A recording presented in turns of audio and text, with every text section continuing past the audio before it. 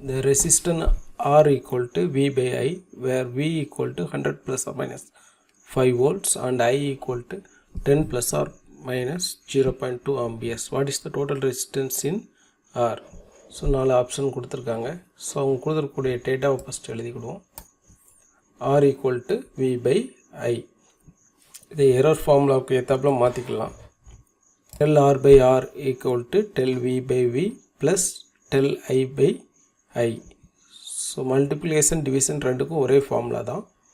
So இப்போ நம்ம substitute பண்ணலாம். ஸோ சப்ஸ்டியூட் பண்ணியிருக்கோம்.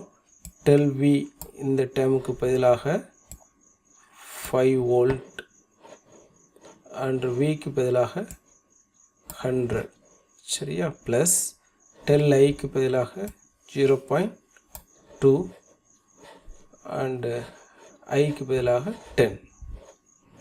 சிம்பிளிஃபை பண்ணால் 0.05 ப்ளஸ் 0.02.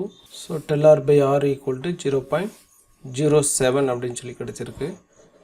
இதை நம்ம என்ன பண்ணணும் அப்படின்னு சொன்னால் பெர்சன்டேஜுக்கு மாற்றிக்கணும். பெர்சன்டேஜுக்கு மாற்றினா நம்மளுக்கு del R by R into 100% is equal to 0.07 into 100% equal to 7 ohm. So option B is the correct answer.